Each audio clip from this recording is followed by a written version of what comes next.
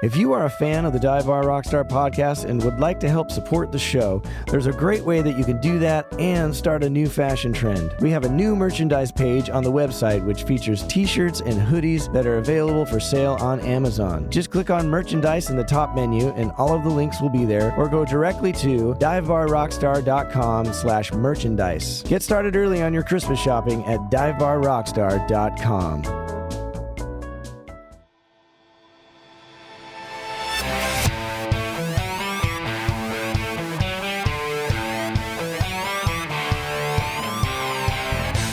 Welcome to the Dive Bar Rockstar podcast, a show exploring the lives of professional musicians of all types, touring musicians, recording artists, songwriters, engineers, bar bands, wedding bands, and anyone making their living in the music industry.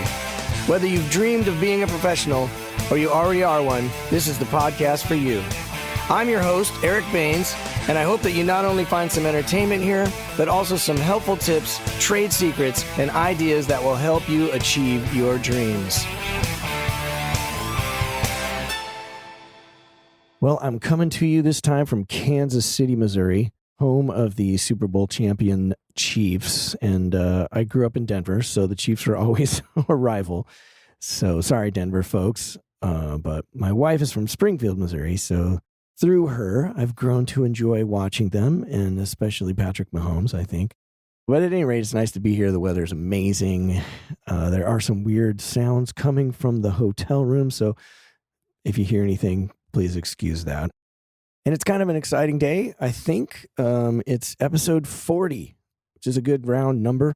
I know there's a lot of podcasts with many, many more episodes. And in the podcast world, it's not the greatest accomplishment, but I believe in celebrating the little accomplishments, you know?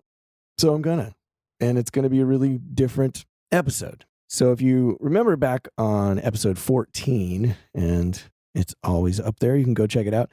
If you're an avid listener, you might remember that in the year 2020, I had a guest on named Gary Grantham, a.k.a. Gig, and he brought up the idea of switching places and him interviewing me. And at the time, I said, let's make it episode 50, thinking I would get there at a reasonable amount of time. 3 years later, I've only made it to 40 because, we all started to get back to work and time goes away, and I had a child and things of that nature.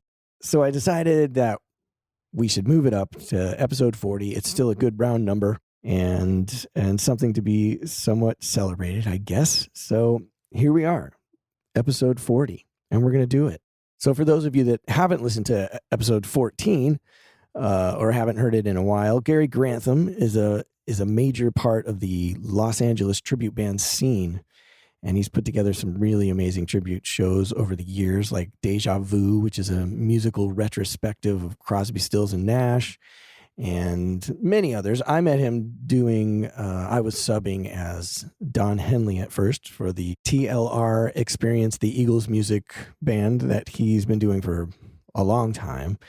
And very, very great band. I would highly recommend you checking them out if you're in town or if they're in your town, because they travel all over the place, even in foreign countries. So look for them. And, Gary's a very articulate guy and he's chock full of information. So he's kind of the perfect guy to do this. And he was also the first one to ask. There's been several people that have asked to do this and several fans that have asked to hear this, which is another reason I thought I would move it up and we'll just do it.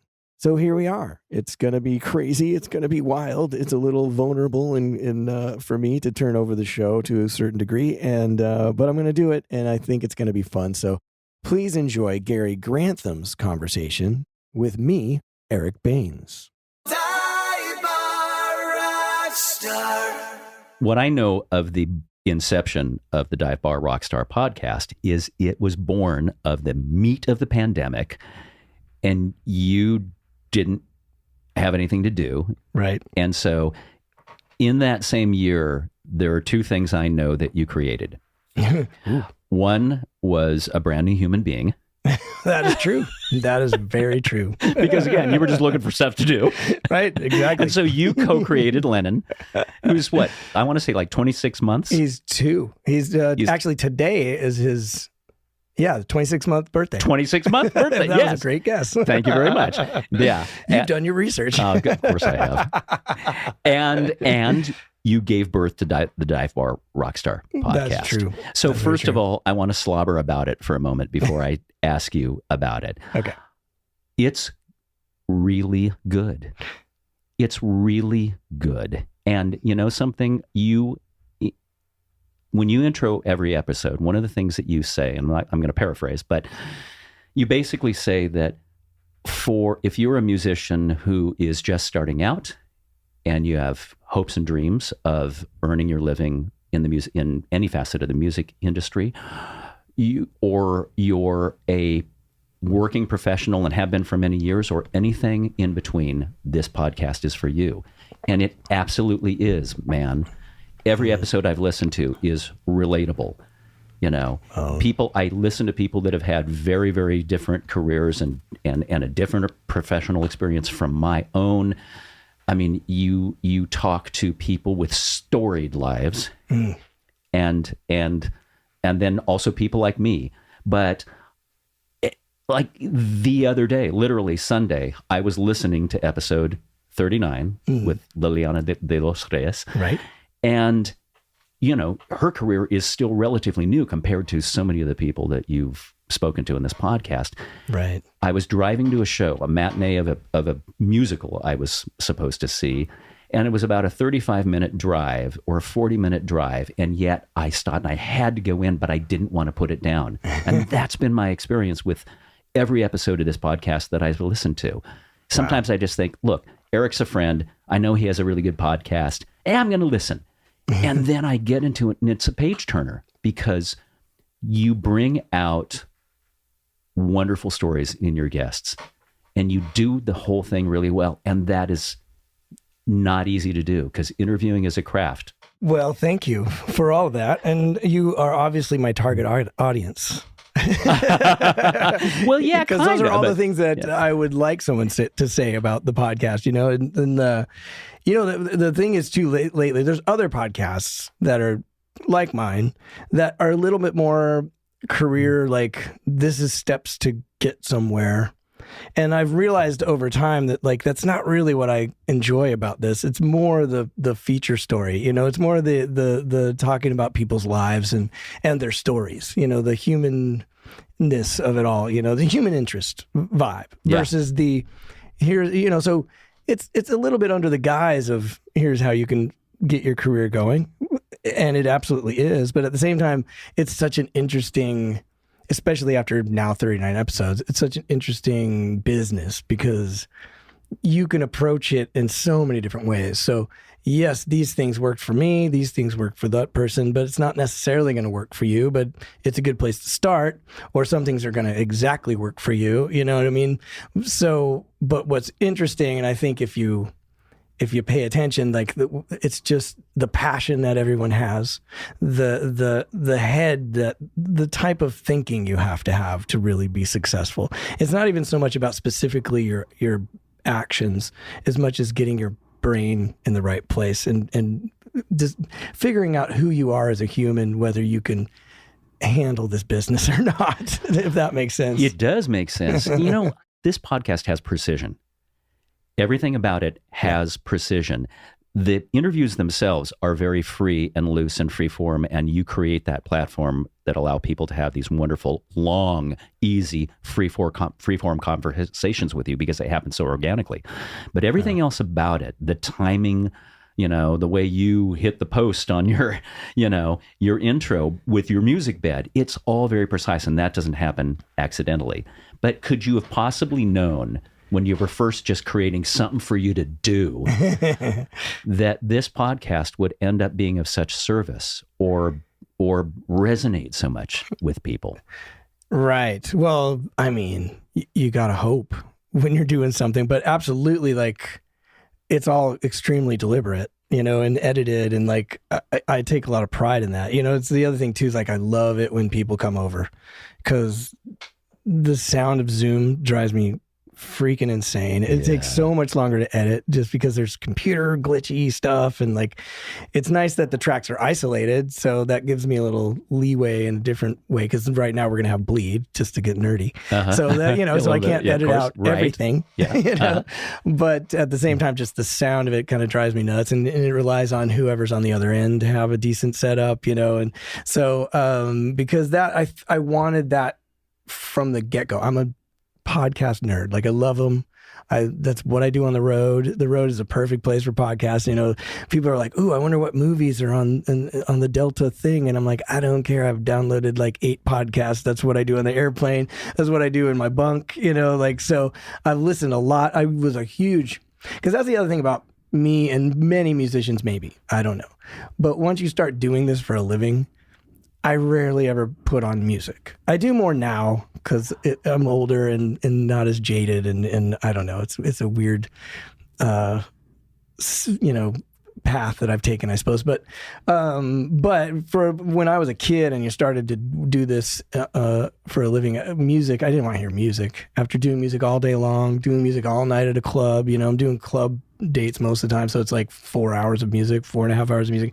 I wanted to go home and I'd listen to Art Bell on the way. I don't know if anybody knows that. So I was a talk radio junkie first, and that's another reason I don't really do video. And other people's been like, "You got to do this video." And I'm like, I'm kind of a purist. It really stems from my fan of talk radio, and so it's a long time coming. I've been thinking about it for decades, probably. There's a lot. Every time we talk, there's a lot I realize that we have in common.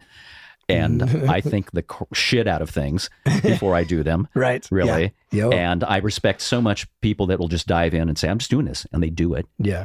But I really think it through. Yeah. And interesting, again, because episode 39 is the most recent episode prior to this one. And you were talking to Liliana. And one of the things you asked her was, "How often do you listen to music just for pleasure?" And she said, "Every day."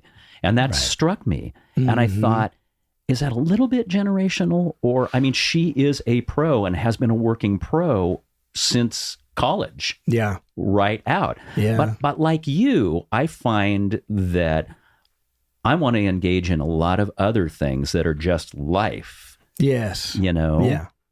Yeah. And like, I don't have hobbies, my wife can attest to that. Like, I pretty much am, previous to having a child, I was married and I do music and I drink, like something, not so much anymore, but there was a time, and like, I don't really have other interests. Like, what do you do when you're not doing music? I'm doing music. I'm doing my music. I'm producing other people's music. That's kind of my thing. But at the same time, I think the reason I like music is the humanity in it. It helps me relate to other humans. And so, yeah, I guess if you wanted to have a hobby, I watch documentaries, about humans, and I'm obsessed a little bit with human behavior and the human experience. And when you start, my high school orchestra teacher told me as I was graduating high school, he's like, "Dude," so he knew I was going into music, and he's like, "Dude, musicians are the weirdest people you're ever going to meet."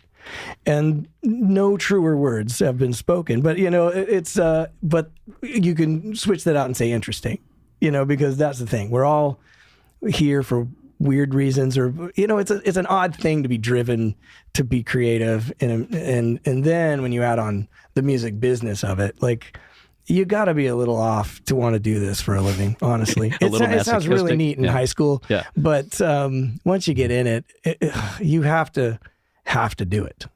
Well, they say art is a distillation of life. Mm-hmm. And I've often said that, and it sounds harsh to say, but it's hard for me to completely trust anybody who is a so-called artist or in an artistic endeavor that does just that. That doesn't live life. Right. Because what else are you putting into all this? Mm-hmm. Yeah. And once you get in here, it's fascinating to meet people that are successful at it, and just to know, their story and how'd you get here, So both my podcast and my baby were long time coming, like they were not spontaneous 2020 things. And in fact, I took there's a thing called Udemy, which is like an online university. I took a course on how to make a podcast, and then I took a course on how to make a website with WordPress, because I've done every one of my websites, but I've always do them differently and pull my hair out. And this time I'm like, let's just get into this WordPress because everyone uses it, blah, blah, blah. So in terms of that, I definitely... And I do research, I did a lot of thinking. I do a lot of research for a guest. Like, it used to be I'd do like 5 or 6 hours when I had the time. Now I've gotten faster at it because I kind of know where I want things to go. And whenever I put a person on the podcast, I want to find the reason. I don't want to just tell another generic story. Oh, I went to college, I got a gig, and here I am. I'm always trying to figure out, well, what's unique about this person? And in terms of all that and me, whether I'm good at this or not, the interview part, there's not a whole lot to do besides just start doing it. You know what I mean? So that part, there was no other research other than just being a huge fan of David Letterman and, growing up with Johnny Carson and like just talk radio and just listening for decades. But you don't know whether you're going to be able to do this until you just kind of do it. Well, I am here to tell you, and I know I'm not the first, but you really, really are good at it. Well, you're good at it to an enviable point for me, because if I am put on this earth to do anything, it's to communicate. And part of that communication is two-way conversation, a big part of it. And yet I listen to you so deftly and gracefully take people through this.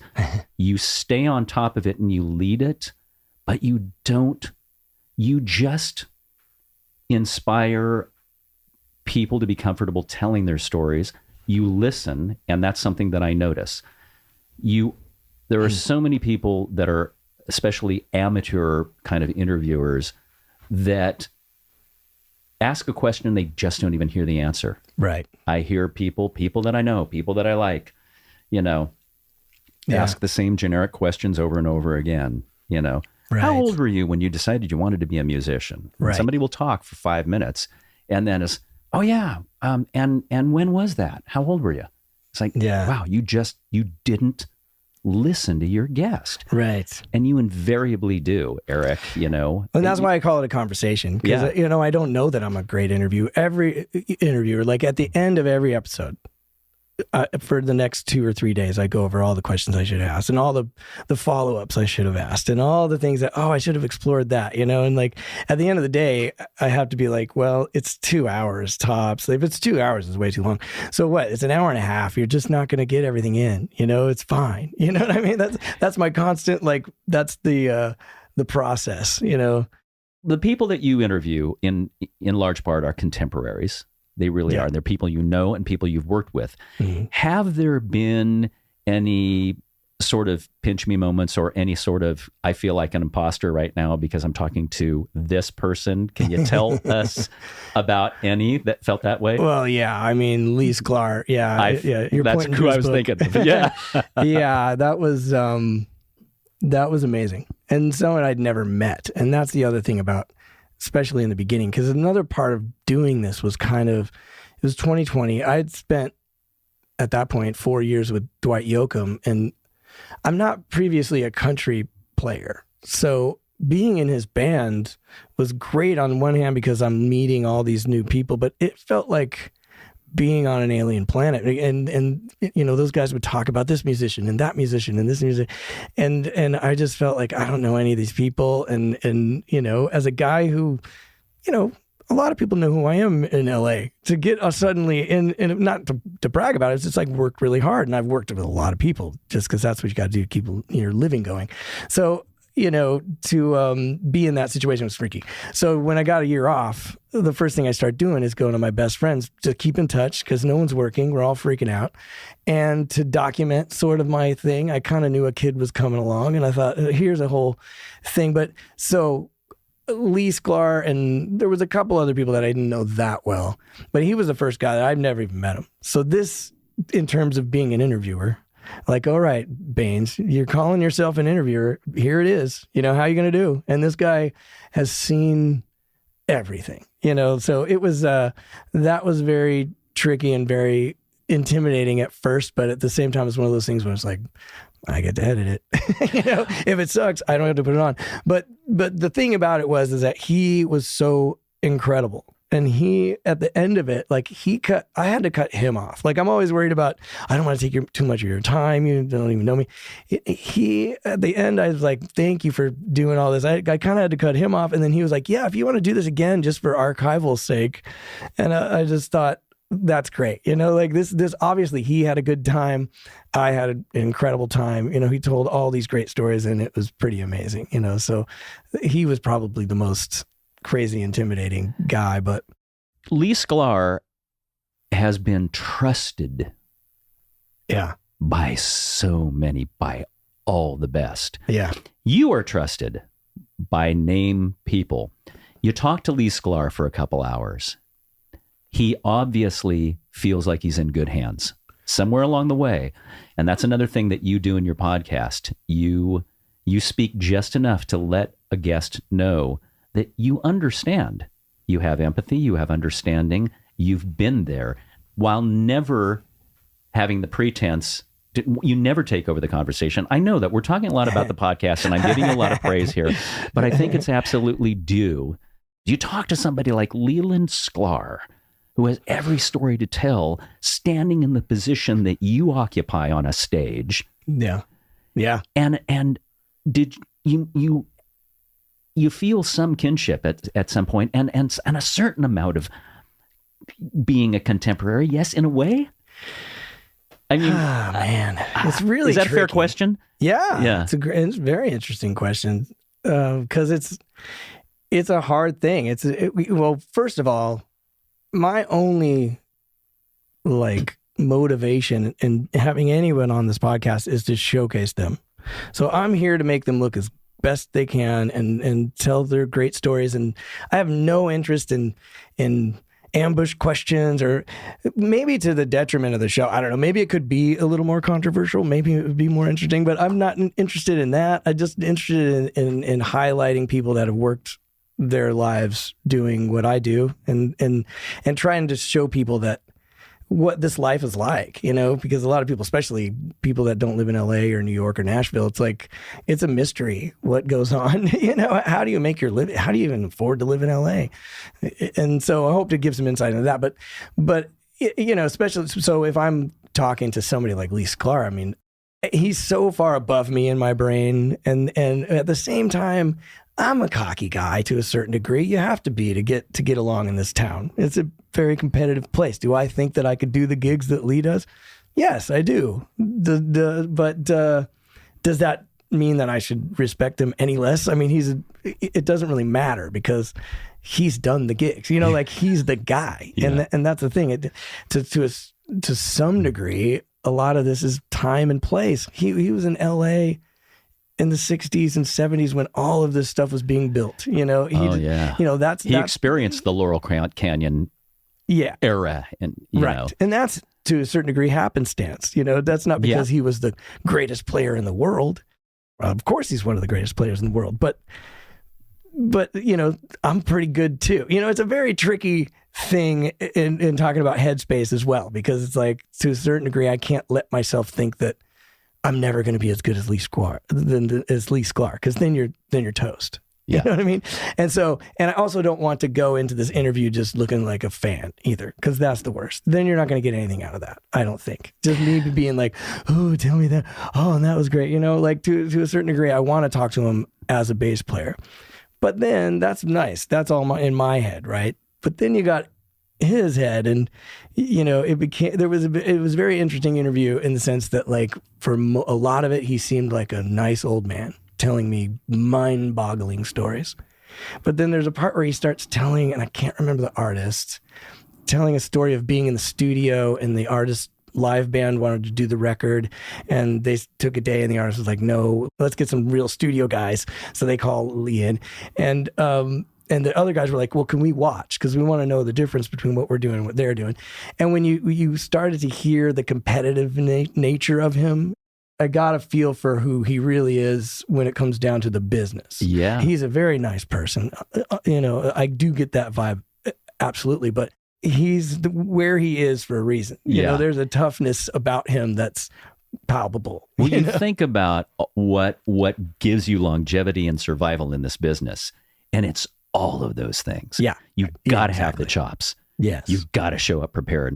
But you have done probably everything that Lee Sklar has done, as the example we're talking about, in one way or another. He's just done it for that many more decades with that many more famous people. Yeah. But he is a guy that's different going to get the level, call for sure. because everybody in the world knows. You call up Lee Sklar.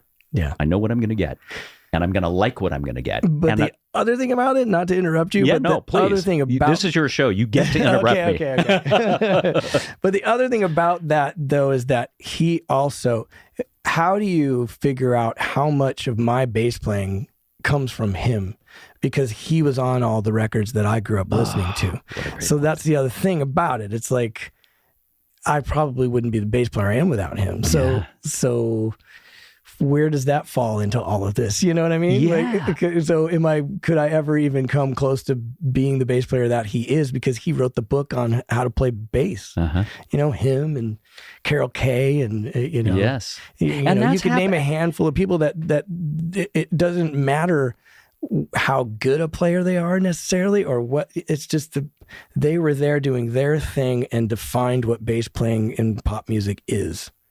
It doesn't, they'll forever be more important than me. You know what I mean? And they came up in an era where there was recording and recording and recording and recording and recording and recording. Yeah. Like, you talk about Carol Kay, you talk about the Wrecking Crew, and they just by default, by being who they were at that time, where they were, Right. they were on so many recordings that they were of such great influence. Yeah. That era is not now. Right. No. There is not that giant amount of material being recorded forever. Well, besides that, there was nothing before them.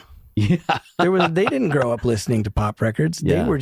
They were inventing it, like I grew up listening to all that stuff. So, it's in me because of them. Who knows what pop music would have been like? That's another thought that blows my mind sometimes. What if it was me? Would bass playing be different? You know what I mean? What if it wasn't Paul McCartney? What if it was some other person? Would that be the standard? Yeah. Or was this just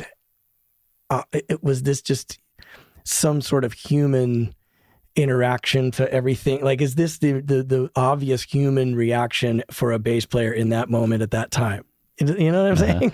No, but I love this. I getting love very this. nerdy. No, but we're getting into the brain works of Eric Baines, which is what we need to do. The thing about this podcast is it celebrates the sung heroes, but also many of the unsung heroes, the guys that keep the machinery working, the guys that are out on tour as you are, working night after night after night and having this great experience. But, they're like, I look at the roster of people that you have spoken with on this podcast. And I would say in my case, probably a third of the names I've come across, I don't know, roughly speaking. And then many I haven't. And I'm thinking these are guys that to be out there really, really doing good work, and then yes, there are the Lee Sklars and a few others that, everybody knows that name, right. But not everybody's the household name, but they're the guys like yourself that decided at some point, this is what I'm going to do. Come hell or high water, this is what I'm going to do. And those are guys, too, that I think when you talk about the purpose of this podcast and you make that statement, if you are this person, this person, this person, or this person, this podcast is for you. And we, the listener, get to hear those road stories and hear the inspiration that got that person to where they are. Yeah. And that's really what it started out to be. It's the unsung heroes. It's people, and that makes it a challenging. That's another interesting thing I've learned doing this podcast is that, when you talk to an artist, they've done a million interviews and they know how to speak and they know the answers to the questions most of the time. When you're talking to just a guy who's a guitar player and never dreamed of ever speaking, it makes it kind of challenging to interview certain people that, they don't talk for a living. Like, even if you're an instrumentalist artist, part of your gig is to do interviews and know what to say. You know what I mean? So that's been an interesting big thing, but it did start out as that. And now I'm starting to, like, Keiko Matsui was 2 episodes ago, and she's the first artist, because I thought I can pull out my Rolodex and call the artists that I've worked for and see if they'll get on the show, but that's not really what the show is about.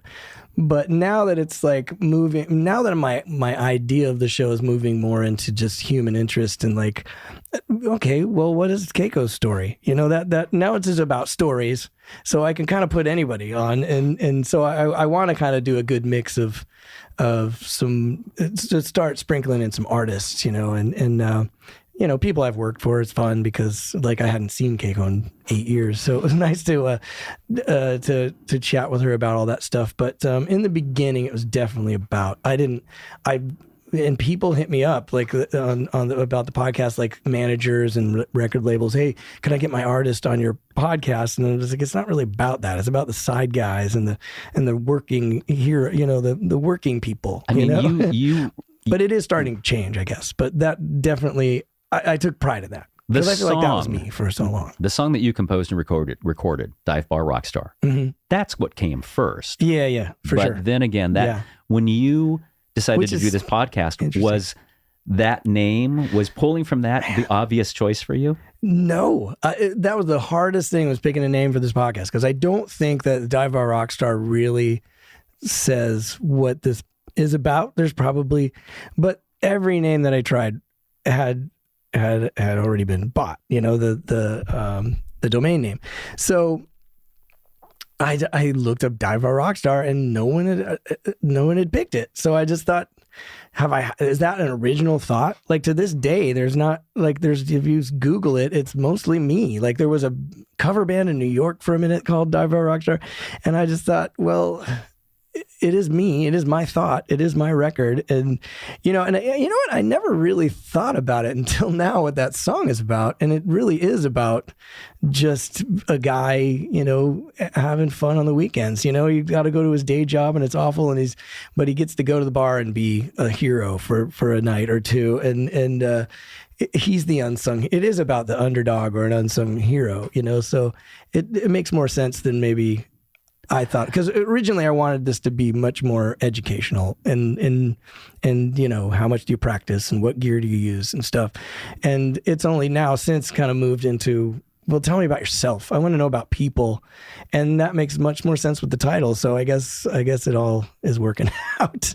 I used to sort of like point out, oh, so you qualify as a dive bar rock star, but it's like, it's a bigger concept, and everyone is at heart, Yeah, and it just works, Yeah, and nobody else has that name. Exactly. It might be the only original thought I've ever had in my entire life, so I'm going with it.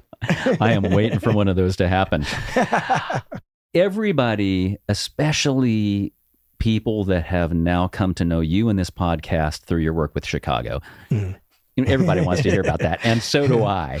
Yeah. So, and there's everything to talk about with that act. Again, yes, you've been with Dwight, you've been with Keiko, you've played with other people of renown, but we talk about legacy acts. Yeah. This is a giant legacy. It's unbelievable. And so I want to hear about just what it is to be on those stages, playing those beloved hugely known songs by the world. Yeah. And how that might even differ for you from other experiences of playing good songs with good people. Yeah. Well, it's a weird gig because I never saw it coming, because I'm a good singer, but I don't sing in that Peter Cetera range. So I never. And that's what I was wondering. I think of bass players in Chicago, I think of Cetera singing and playing. Are you singing? Or Jason Shepp. Yeah. No. Okay. Now they have a dedicated lead singer. That's what I thought. Who's incredible, does all that Cetera stuff. And his name's Neil Donnell, and he's just phenomenal. And so now I'm doing some Bill Champlin, you know, and lots of backups, you know. So they asked for a bass player, backup singer, and so I was like, yes. That's me. I can definitely do that, you know. So it was a dream come true that I never even saw coming, you know. And you know, to be honest, I'm still a little starstruck, you know, sometimes, you know. I love that we are doing this interview while you still are. Yeah. And I want to point out, I want to say, so you and I are sitting in this room talking right now. It's May 2nd, 2023. You've had the Chicago gig for how long by this point?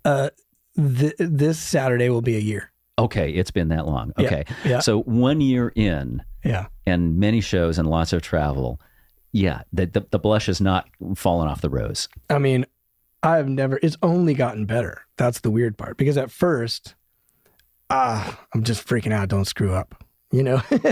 And that lasts for a minute until you really get the music in your hands and you know, and it's, you know, I told this on the story with the podcast with Ray, I think, but I had, a sound check, which is rare, you know, because these guys don't sound check, which I love.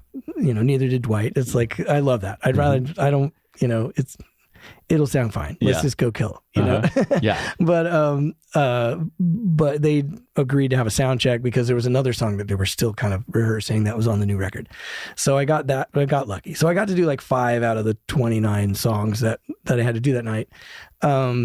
And when our first gig was at the Capitol Theater in New York, which I've done with Dwight, and it was very familiar. Like that's what those kind of venues that Dwight does a lot. So it felt comfortable, and I was like, okay, I got this. This is great. And so that first night, it was like, I also have a little bit of leeway. If I screw up, they're not going to care. It's my first night. I've never met you people before. You know what I mean? Like I just got here. And Lauren wasn't even on the gig. He was out with the Who, so it was a sub in his chair. So I didn't know anybody. And that's another weird thing that people don't maybe think about. Like when I get called for a gig, sometimes you're going to move in with 10 or 12 dudes that you've never met before. And you just got to hope that you get along. And like, you're out there on your own, just figuring it out. And all those nerves and all that scary stuff in your head, you just got to stuff it and like pretend like it's not happening and go out and try to have as much fun as you can, or at least just don't screw up, you know? So anyways, that was the first night, and it went really well and it was really great. And where was that first night? The Capitol Theater in New York, in Westchester.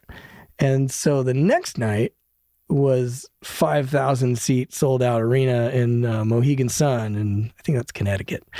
Yeah, there are a couple of there's one in Pocono as well, I think. Yeah. Like in Pennsylvania. Anyway, so that I got out there and I thought, oh, okay, this is it, man. Like now the stage is massive, and like, you know, this isn't a show where, you know, I've played your gig, and one of the things I've said about the Eagles tribute in general is like, it's pretty great because you don't got to dress any certain way, particularly because the Eagles don't. Mm-hmm. You don't really got to dance around. You don't got to wear wigs because the Eagles stand there and they play their music and it's neat. That's not Chicago. There's like, it's not choreographed per se, but this is where you need to be for this song. Over here, where you need to be for this song. Go up on the riser for this song.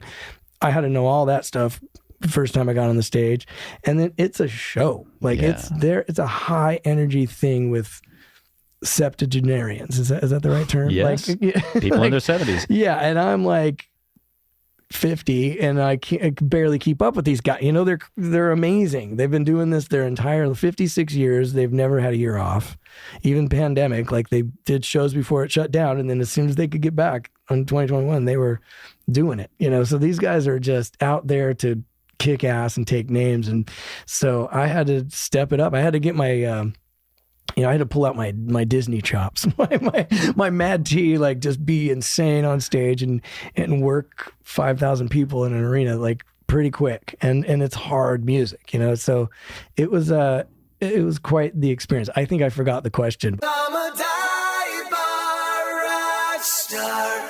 I know I've said it many times on this podcast, but it's really important to me to pass on all the information that's been given to me over the years about how to work as a musician. Of course, we get into a lot of topics on the show, But if you'd like to learn more, there is a way to get some one-on-one time. Go to golive.ly, search for me, Eric Baines, and take a private bass lesson. I can teach you advanced bass techniques, music theory, improvisation, or we can talk about how to prepare for a gig, the best thing to wear on an audition, or the most important thing to know about living on a tour bus. I'm also offering private songwriting sessions. If you have a new song that isn't quite working, and you need some feedback from someone who's written, co-written, and placed songs on records, TV, film, and video games, I can help you with that too. All skill levels are welcome. Search for Eric Baines at golive.ly, pick a date and time, and sign up for a lesson. It's that easy. That's golive.ly, golive.ly. And I can't wait to meet you.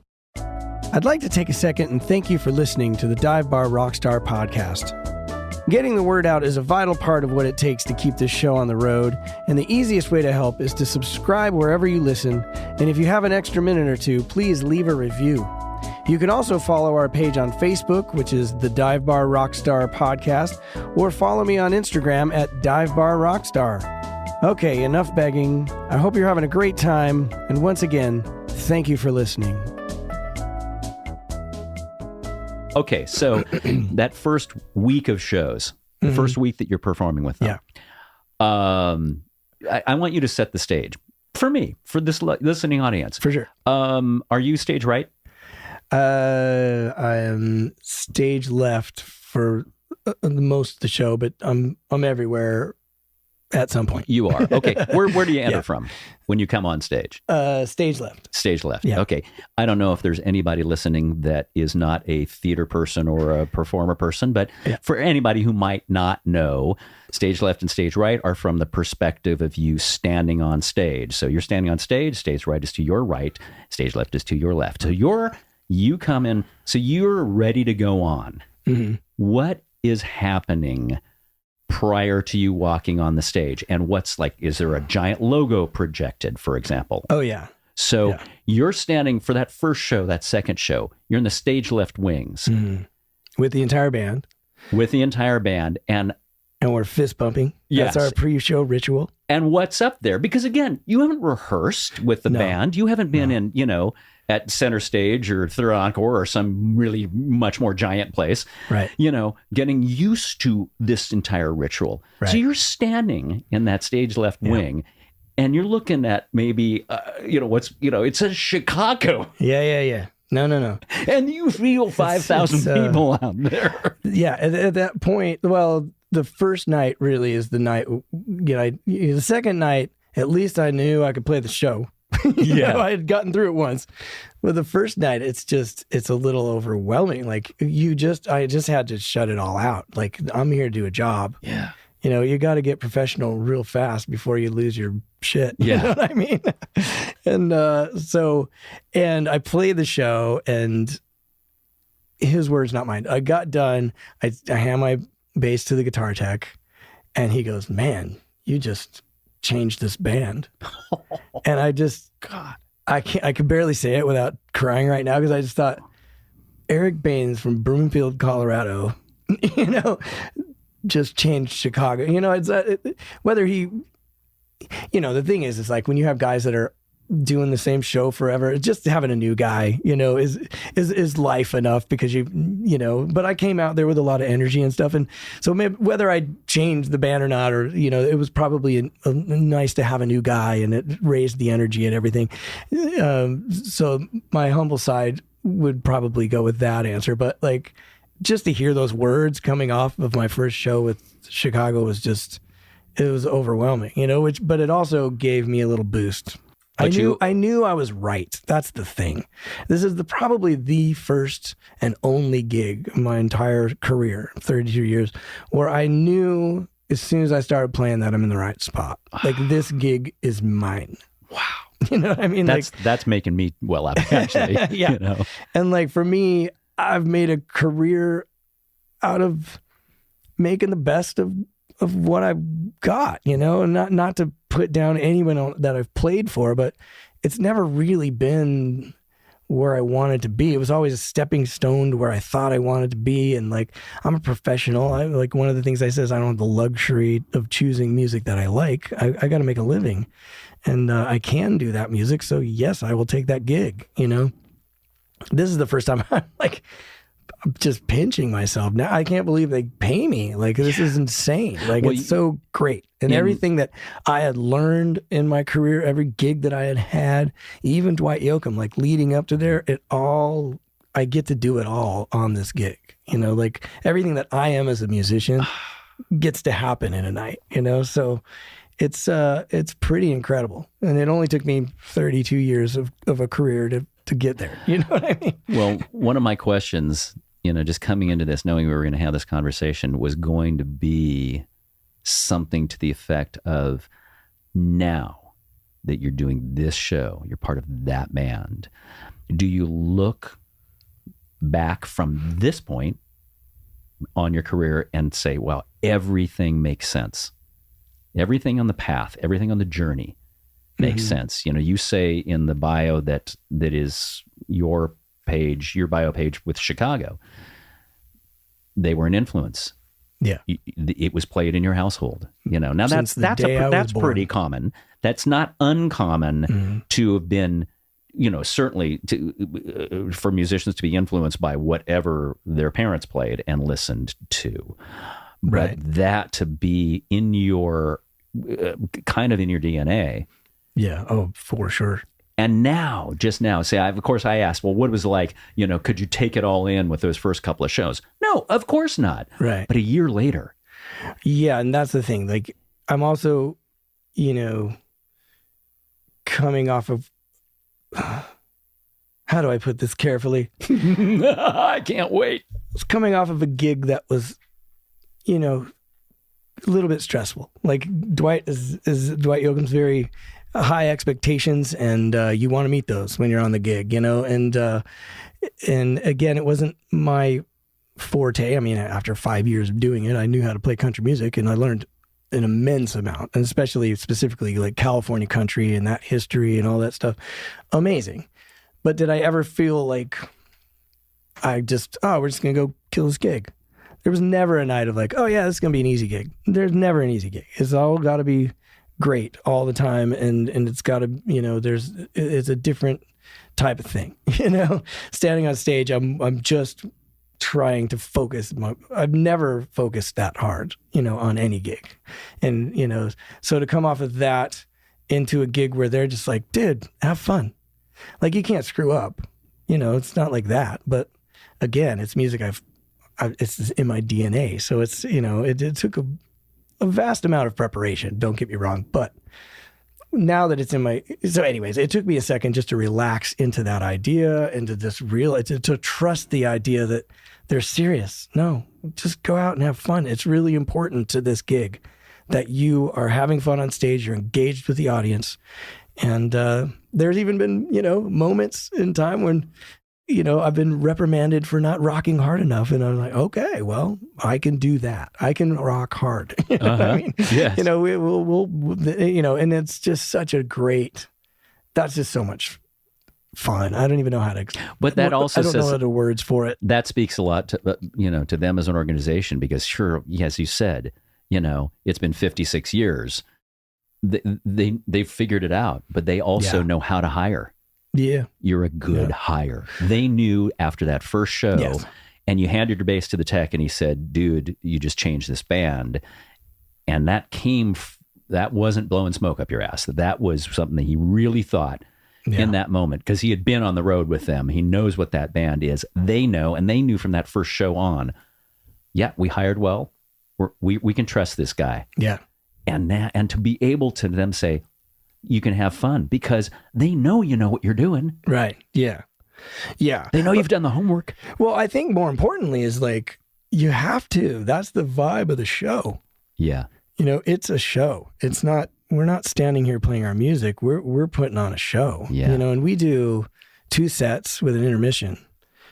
In fact, I talked to Jimmy Panko, the trombone player, about this when I first got in the band. It's like it feels more like a Broadway show than it does a rock concert, because it's very the show's designed really well. Like it's a lot of the early stuff in the first set that's notey, and it's like as the show goes on, the songs get a little easier to play. They're a little more the hits. You know, the second set kind of plays itself in a way because it's just all hit after hit after hit after hit till you finally get to the last song and it's 25 or 6 to 4, which is just a jam. Like not a lot of stuff happens in that song musically. So you're just jumping around, freaking out, having a good time because there's not a lot to play. You know, it's like a genius way that the show is built. Like I can't come off stage and not feel amazing. Like it's the weirdest situation. And I think I am going to chalk it up a lot to just the way the show is designed, because you end with just a total rock jam that everyone in the world has waited the entire show to hear. Like it's genius, you know. It's fun for us. It's fun for them. And you can't get off of that stage and be like, oh God, we got to do this tomorrow. You get off the stage and it's like, I cannot wait to do this tomorrow. And my wife is just thrown off because I'm usually calling home. It's like, oh, this happened and this and that and blah, blah, blah, blah. And she's like, well, how was the show? And I'm like, I can't believe how much fun it is. I just can't believe how much fun I'm having out here. Like I have nothing to say. It was amazing again. And it was a blast. And I love everything you're telling me because, first of all, I'm going through, I don't think I've ever seen Chicago live. Mm-hmm. And I can't wait to now, man. Especially, I actually get to see Dwight for the first time this month. Oh, cool. I think live, and nice. It's a double edge because I wish you were in it, and I'm so glad on the other hand that you're not, because of this conversation, everything you're talking about, you know, this perfect storm, you know, but what a great thing to be, as you know, you and I sat here in episode 14. In fact, my episode was entitled something like, we're not in the music business, we're in show business. Right.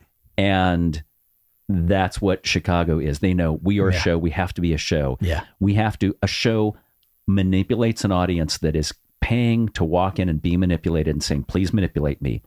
Please pull me, stir up my emotions. What a bitchin' thing. Yeah. To be doing a gig where you are every bit as manipulated and swept up in it. Yeah. But as the audience says, simply by doing the job that you innately know how to do. I mean, I'm such a fan that I just don't think that it would. I love bringing my fandom to the gig, honestly. That's the thing that helps me, because I also talk about, maybe I haven't, I don't know, but as a sideman, my job is to make the artists look as great as they can possibly look. That's my goal, which I think makes me a good podcaster too, because that's I'm just taking this and putting it in a different situation. I'm here to showcase people. You know, I want to help you make yourself look amazing. So to be in a band that I absolutely love, it's just so much easier, you know? And it's like, these guys are celebrating 56 years of touring every night. It's a celebration of their legacy, really. And Neil introduces the band, and that's what he says in the beginning. He thanks the crowd, not, you know, first of all, for choosing to be here tonight, but you didn't just come to a rock concert. You came to a celebration of the music of the band Chicago, you know, and that's what it feels like every night. And that's why I feel like it's a privilege to be there for that, you know, and to stand next to Robert Lamb and just be like, you're a hero, and I get to play your music like you want me to, like you wanted to. You know, he's happy with the way I play the music. You know, I'm not there to be me on the gig necessarily. It just happens to be what I do fits the gig, but I'm there to honor the records. I'm there to honor Peter Cetera and Jason Sheffer, whoever the bass player was on the record. You know, and that's what makes it fun for me, because I genuinely love the music, and I don't know. It's a trip, because the thing is too, it's like I've been on gigs where I love the music before too, but maybe the pay is not so great, or maybe, you know, it's you know, This is just so many elements coming together. They've been on the road for 56 years. They know what they don't like. You know, this thing is a tightly run ship, and it's just there's nothing to complain about. The crew, they have a large crew, and everyone knows their job, and it's done super efficiently. The hotels are great. The after show food is phenomenal. Like, everything is just right. These guys know they live on the road, so they want to be comfortable. And although I'm not a member of the band, I never know it. Like, Wow. it feels like a band. And that's another weird thing too, is like, I've played with mostly artists, so these guys, we walk through the airport together, and like, people don't recognize them per se, because Chicago's not been about the face, it's been about the logo. Yes. And it's been about the music. So these guys, they're just the most normal musician dudes. And that's the funny thing. Like, when I first talked to Lee on the phone, Lee Loughnane, the trumpet player, I said, yeah, well, I've already been practicing. He's like, of course you are. You're a musician. And it's like, it was a relief, because other situations that I've been in have been more like, some artists are not college trained musicians. They're great singers, they're great songwriters, they're great at making music that's incredible. But the way they communicate about the music is not necessarily music school.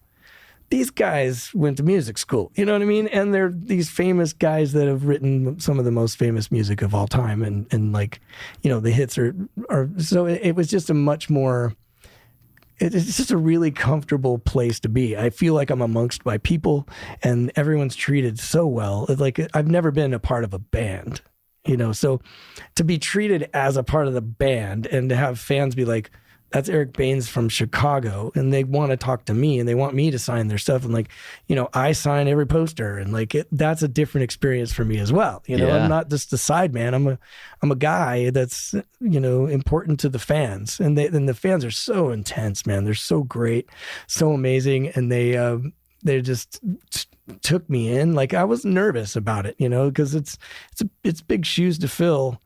And, I remember at the Mohegan Sun gig, or it might have been out. It was probably 6 or 7 gigs in, but it was another arena, and I kept looking down, and there was a guy looking at me, and I was like, okay, and I'm like, oh great, here we go, and I'm not sure what fans are gonna be like, and he's looking at me, and it's like 3-4 songs go by, and finally I just stare him down. I just look right back in the eye, right back in his eyes, and he looks up and he goes, "Welcome." Oh. And so he was a fan. And that's how they've all been. It's like, yes. You're so great. We're so happy to have you in the band. It's insane. Chicago cares about their fans, and their fans care about them. That's the most important thing I think I've learned about this is how important that fan base is, because we just did, I think, 12 shows on the last run, like 2.5 weeks. Every show sold out. Several of them were 5,000 to 7,000 people, 56 years in. And Yeah. why? Because they care about the fans. They treat them, it's a give and take. It's a big, huge, amazing family. We're talking about hotels. We're talking about the experience. Mm-hmm. And again, something that couple of things I'm going to ask about that you addressed in just the most recent episode. Mm-hmm. You talked about how this gig and its cushiness really is ideally suited to you, because I don't remember exactly what you said. Basically, you're just a kid, you're an infant, you're a child, you're an adolescent, sort of like that, kind of like the being taken care of aspect of it. Right. And you also talk about just how, touring allows you to see parts of the world.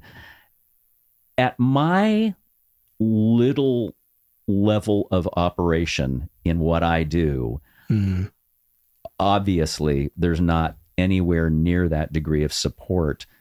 I have to do sound checks.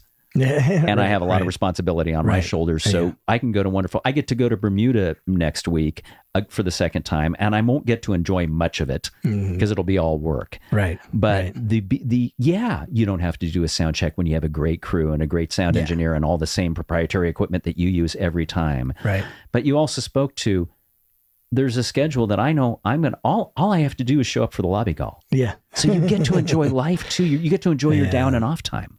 Yeah. And not every artist is like that, but this band is very much, we show up an hour and 15 before the show. We do a meet and greet. We eat dinner. We get dressed. We kill for 2.5 hours. We get on the bus. We go. You know what I mean? Like, it's very that, which I love, because that, you know, I want, you know, some of the acts you show up 4 or 5 hours before the gig, and you do the sound check, which, you know, if it's I don't hate every sound check, but there's a certain type of sound checks that, you know, like certain people, I don't, honestly, I don't remember. I don't think, this is not you, but certain people want to play the whole show, you know, and let's play this song. And you do 10 tunes for the sound check. It takes an hour and a half, 2 hours.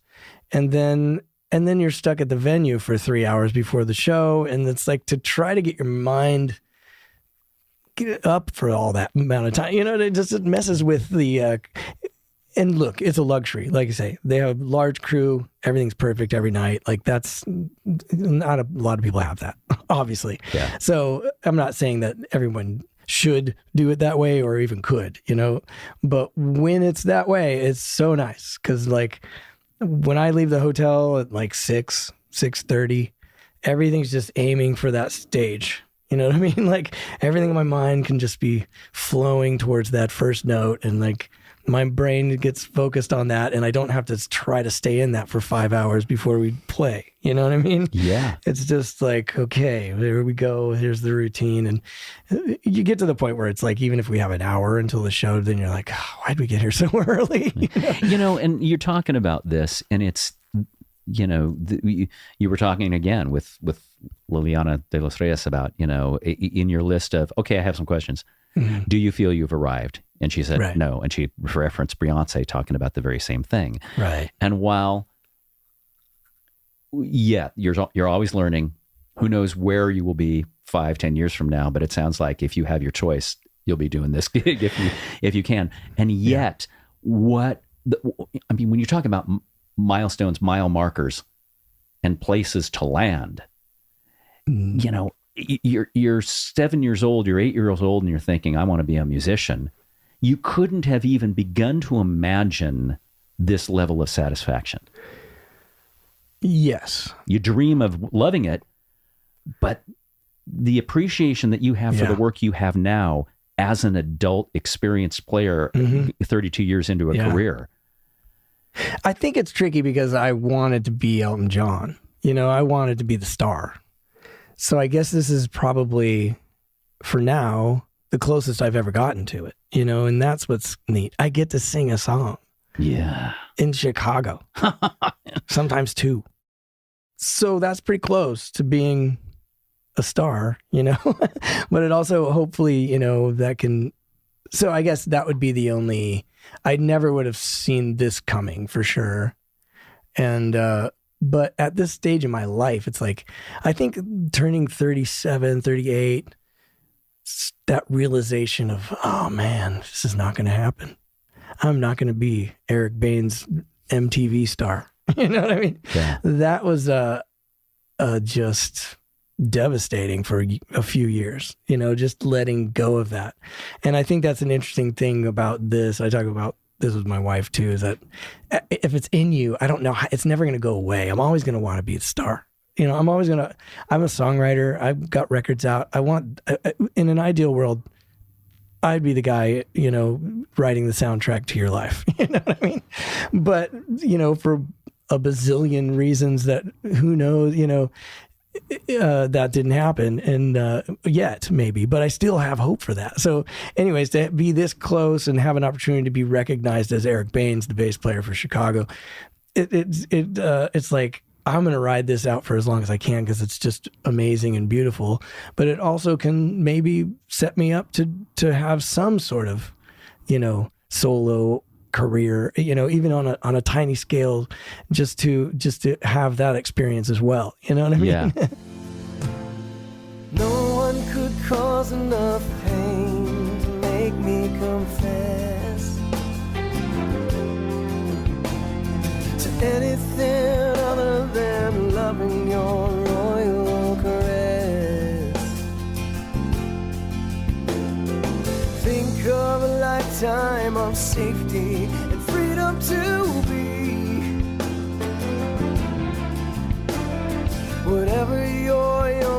desires, and your mind can dream.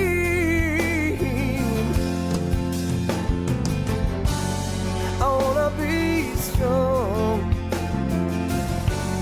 I wanna be together. Let's build us a castle with pebbles and stones, with views of our kingdom and two mighty thrones. Let's lock out the voices that shoot for our hearts and fight for each other till death do us part.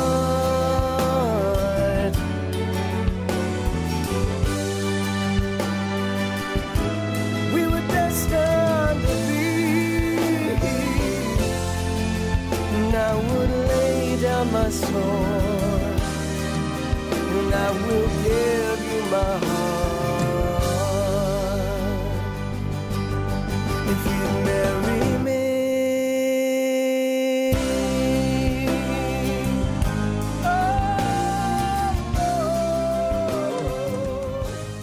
But I think, if you were Eric Baines, the rock star, pop star right now, Mm-hmm.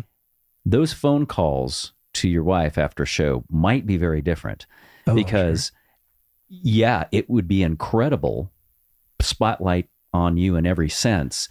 But man, if you were that and operating at that level, you're Taylor Swift. Well, I mean, she's got things I think pretty well together, but you're thinking about, there's payroll. I employ 200 people or whatever. Right. For sure. Boy, that's a lot. That's a big, you look at this gig right now and you can be having the time of your life. And now a year in, you don't have to worry and you can still come home and just completely be a dad to your son and enjoy that without even think about the business. Yeah. And that was one thing about 2020 that was beneficial for me, as well as that I got this sense of peace. Dwight Yoakam, I was with Keiko Matsui for 12 years and she's lovely. She's amazing. She's got incredible fan base, but it's a niche thing. So I spent a lot of time explaining to people who Keiko Matsui was, so I was always like, before I get done, and, I'm getting burnt. I've been doing this since I was 19. That's it. And I've never had a day job. And it's not been the easiest road. And LA is not the easiest town to live in and to support yourself playing music. So I'm always kind of thinking, okay, well, maybe this is it. And what else can I do? Because, on your down days. And so I was always like, I just want to play for one artist before I'm done that someone's heard of, that I don't have to explain. And then along came Dwight Yoakam and served that purpose completely.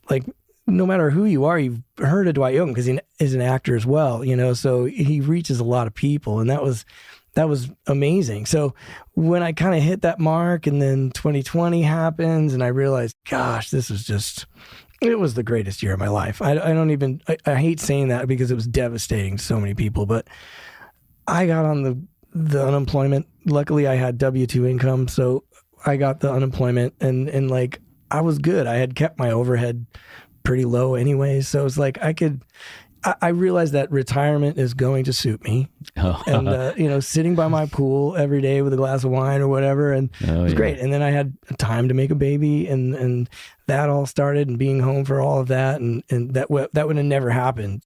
I mean, who knows if I would have even been in town when the baby came, had it not been for 2020, So anyways, but I think what happened was I just felt this sense of peace that I'd never felt before ever in my entire life. And I felt like, if this is it, this is amazing. And for the first time in my life, not have that need to get to the next thing or to succeed on a different level, or I was just like, nah, I pretty much did it, So whatever happens after this is just bonus. And I could do whatever I want now because I just don't. Ever since I was born, I've had this drive to do this, and that's what it takes to get this far in a really rough business, And then when that sort of went away, it was such a relief, and then it made it more fun. And then all of a sudden, this call comes, and it's beyond. I mean, it's just extra bonus, it's just so great, but I don't think I would have enjoyed it the same 10 years ago, when I was still feeling the pressure of like, am I going to be a star, or how am I going to work that out, or what's the next big gig, or what's this and that. This is just like, oh, this is perfect. I love the music. I love to tour. They don't go out for more than like 3-4 weeks at a time. So I can still do this with the kid. It's just a different experience than I've ever had because of that combination of things. One, it's a great dream come true gig. Two, I don't care as much anymore. I can really just sit back and be like, this is awesome. I can appreciate it in the moment and not be thinking about what's the next move. You know what I mean? We learn gratitude, don't we, if we let ourselves? And it's a different kind of gratitude. That's the other thing. I think that's the thing. It's a deeper sense of like, I can't believe this is happening versus like, thank God I got this gig. You know, there's a desperate kind of gratitude that's like, and knowing that you do, as you say, you're exactly where you need to be, should be. Yeah. You earned it. You deserve it. You're qualified for it. It's not accidental. No. You know, we can talk about, manifesting all those kinds of things, absolutely. And you did in one way or another through I did. the life that you led, the universe is unfolding as it should. You were just talking about that these are trained musicians that you're playing with in Chicago. One would have to be to play that music, to have written that music, to compose it, to understand it. Yeah. And in the last episode, you were talking about the fact that you feel that music education is important. Mm-hmm. My father was a music educator. My parents were both trained musicians. I grew up around educated musicians. I didn't absorb a lot of it. I took it for granted. Mm-hmm. So my knowledge of theory, my ability to read, just blows, all of it. But again, you were talking about how you think it is important. It definitely has value. Again, I keep referencing Liliana because it was the most recent episode and the one that I've heard the most recently. And, she talked about how, well, she chose it because she wanted the college experience and she knows its value, but also thought, well, but there are a lot of very famous, very successful musicians that don't read, are not formally trained, George Benson being one of them. Yeah. But he was the creator of what he's doing. You can be that. Yeah. But then to be a supporter and to be somebody who joins a legacy show after all that time, I got to think, what level of confidence does your knowledge of music, your ability to read, what has that given you through your career? I mean, it's been vital. But I started as a jazz guy, and you kind of can't, I don't want to say you can't. George Benson's a good example. But I do think that there's two paths. And this is what I used to tell younger people too. It's like, because it would drive their parents crazy. Because, my son wants to drop out of college and start a band. Well, there is this theory that like music school turns people into clones. It kind of goes against creativity, because you're digging so much into the technical aspects of stuff. And that absolutely happens, I think. And I think that's another part of the educational process is shedding all of that music school stuff and just becoming a musician again and letting that leak into what you do creatively. But if you're going to be Nirvana, don't go to school. If you want to be that, then buy a van and a PA and get in your garage and create that product, that people are going to love, because that music is more about personality than it is technique.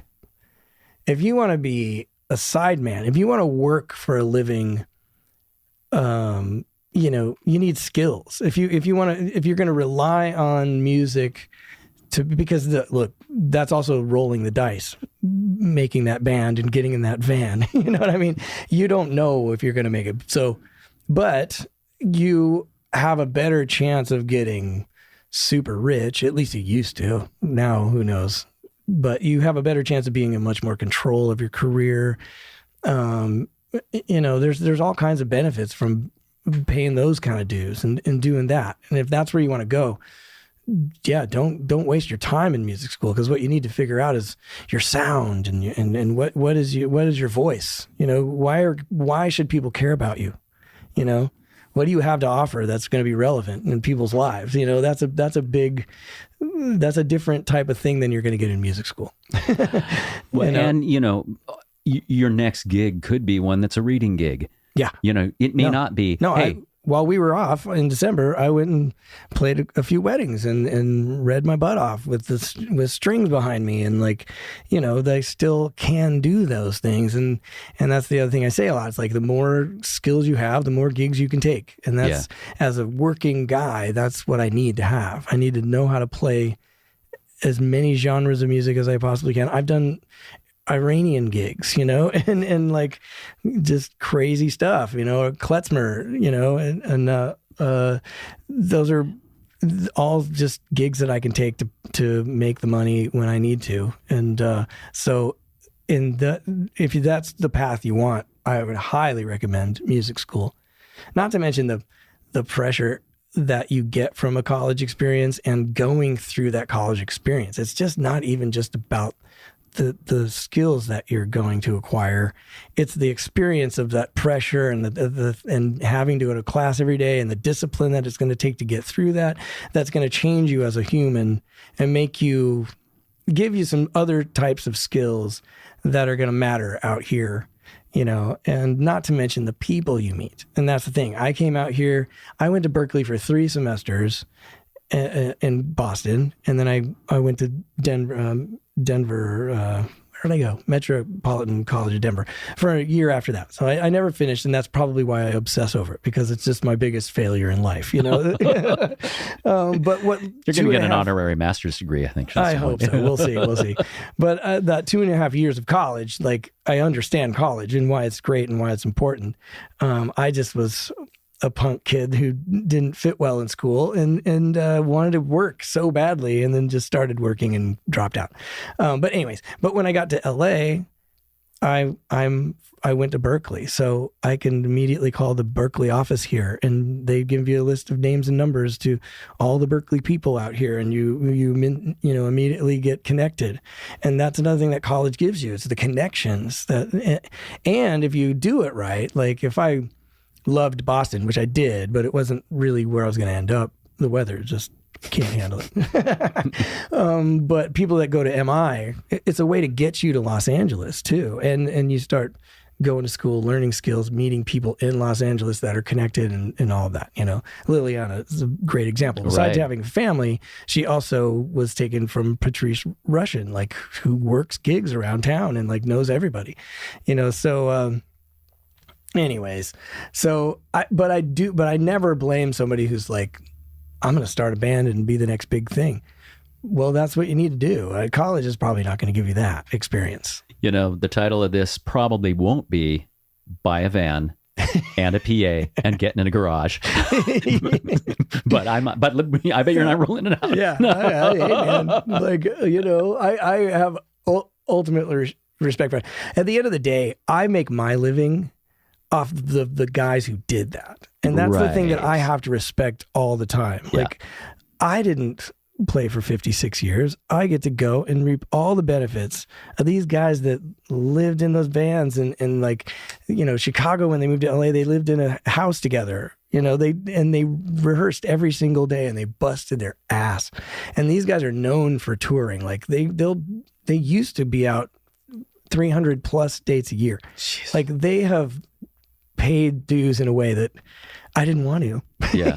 Have you, can I assume you performed with the band in Chicago? Yeah. Oh yeah. I mean, is there something special about? Oh, it's crazy. It's an important band for that city. Yeah. Absolutely. And they should be. Yeah, absolutely. CTA, right? Yeah. Eric, congratulations on... Well, thank you. On the milestone of 40 episodes, as arduous as that's been on this podcast, which I love and so many other people do. And I don't know how big your audience is right now, but it's only growing. Yeah. And then just congratulations on your life, man. It's a really good life. And I'm so, well, thank you. I'm impressed with where you are, I'm shaking your hand. We were shaking hands right now. We're actually shaking hands. That's true. We couldn't do that the last time we talked because it was 2020. I know. Stay away. And thanks again for, of all the people that asked to do this, for at least allowing me to be the first to, switch chairs with you. And no, I appreciate it so much, man. And you were a fan from early on, and that always means a whole lot when someone that you care about their opinion likes the show. You know what I mean? So I really appreciate you being here and doing this, and this was awesome. The pleasure is more mine than anything. Yeah. Okay. Have the last word. You have to have the last word. Me? No, you're the host. Oh, I am. Well, I don't know. Do I always have that last word? I don't know. Okay. Well, ladies and gentlemen, for the Dive Bar Rockstar Podcast, episode number 40, we say good night. Good night. Even if you're listening to this. Good night, Beantown. Dive Bar Rockstar. Well, I will say it's been interesting being on the other side of the interview and feeling some of the anxiety that I'm sure some of my guests have felt. I have a newfound compassion and understanding for what they go through, because it's surprisingly vulnerable when the show's about you. And I didn't understand that, but I do now. You know, I also have the power to edit, so it's not exactly fair, but I would like to take the opportunity to thank everyone who's been a part of the show and everyone who's participated, because I couldn't do it without guests, and everyone's been just incredible, you know. And so I hope it hasn't been too unbearable for anyone who has been on the show. I also wanted to clarify that I in no way wanted to say that my career could even hold a candle to Leland Sklar's career. I was kind of only speaking to the mindset of competing in the music business and to the mindset that I needed to be in to interview him. But I have nothing but the utmost respect and admiration for the man and his musicianship and his unbelievable contribution to music and pop music and recorded music. You know, he's a true hero to me, and it was nothing but a total joy to interview him. The guitar tech that travels with us for the band Chicago his name is Aaron Mikowski, and he does Tony Obrada's guitars as well as my basses. And he also has his own podcast called Parking in Bitterman Circle, where he interviews other techs on some of his episodes, and sometimes he just reports from the road as he travels. And it's a pretty fun ride, so check that out wherever you get your podcasts. Mad Tea was a show that I did at Disney's California Adventure, actually, that required me to develop some, high energy show chops. So you can hear all about that on some other episodes of the podcast. And Art Bell was the host of a radio talk show called Coast to Coast, which airs currently, actually, from like midnight to 5 a.m. all over the country. It's syndicated. And it's a show about aliens some nights and ghosts and paranormal stuff and some fun conspiracy theories and crazy stuff like that. So it was the perfect show to listen to on the way home from a bar gig at 2:30 in the morning. I'm not usually up that late anymore, but the show is still on, and it's hosted now by George Norrie, who took over the show when Art retired. Art Bell passed away in 2018. Well, I hope you enjoyed this episode, and I want you to know that I really appreciate all the listeners out there, and I thank you so much, and I'll talk at you next time. I'm a dive bar rockstar. Wow, you've made it to the end. I'm hoping it's because you completely enjoyed yourself and are now filled with knowledge and inspiration to move forward with your dreams. If that is the case and you would like to stay informed of new episodes, live events, and general news, please go to divebarrockstar.com and sign up for the mailing list. If you have any questions, comments, corrections, or complaints about anything you hear on the show, please email me at fanmail@divebarrockstar.com, and you may even end up on the show. We at the Dive Bar Rockstar Podcast, with all of our hearts, thank you for listening, and remember, it's all about dreams.